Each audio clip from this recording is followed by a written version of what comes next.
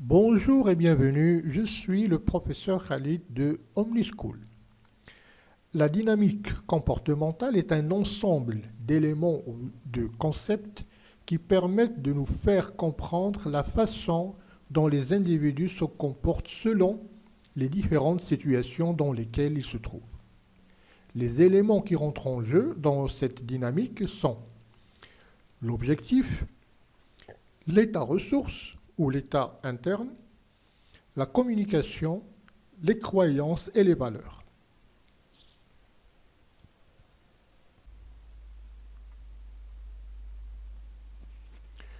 L'objectif. Alors, les objectifs personnels et professionnels font partie intégrante de notre vie.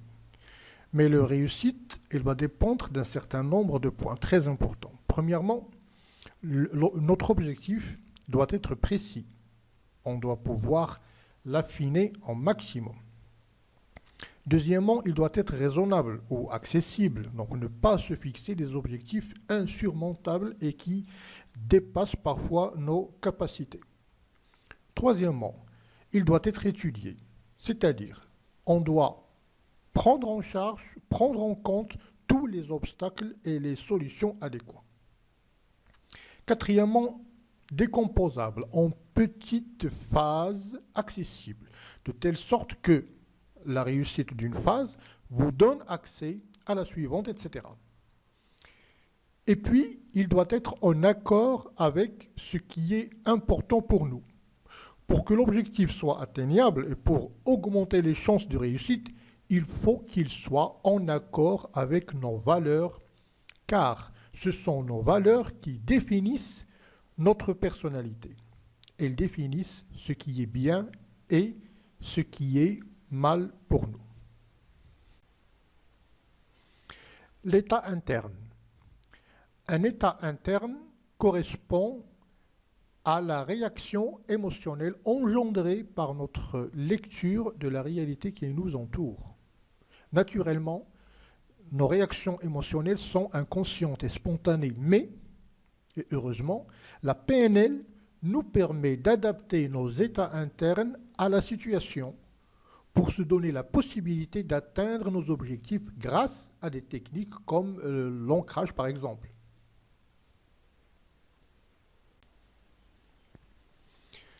La communication. Un des outils clés utilisés en PNL est la communication qui est un élément fondamental de cette méthodologie. Une communication optimisée grâce à une acuité sensorielle développée va nous permettre de mieux comprendre le monde qui nous entoure et optimiser chaque ressenti de nos expériences vécues afin d'enrichir notre système de croyances qui influe fortement sur la qualité de notre comportement.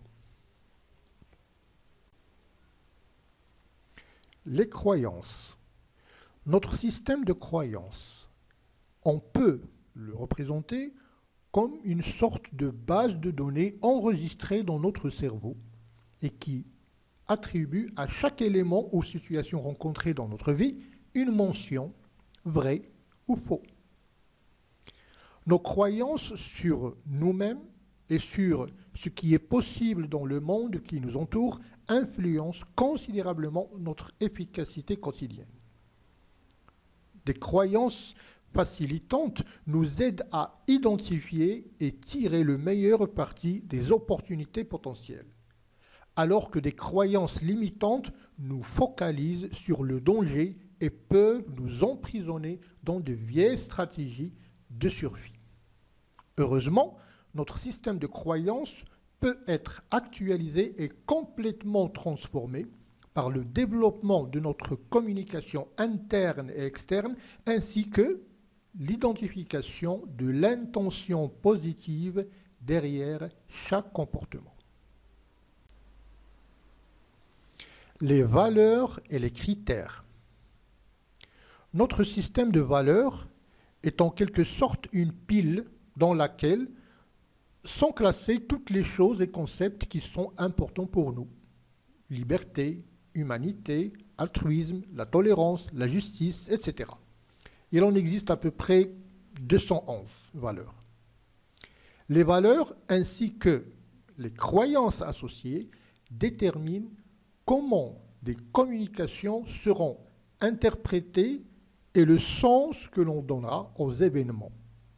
Elles nous orientent dans notre vie et déterminent notre degré de bonheur quand elles sont respectées. Les critères, quant à eux, ce sont des valeurs contextualisées, c'est-à-dire en rapport avec un domaine bien précis, comme par exemple des critères pour acheter un vêtement, choisir son époux, prendre son bain, etc., etc. Nos croyances et nos valeurs sont au cœur de cette dynamique, car ce sont elles qui nous permettent d'élargir la zone de nos possibilités. Elles s'alimentent du ressenti de nos expériences vécues et déterminent des objectifs atteignables en accord avec ce qui nous anime et ce qui est important pour nous.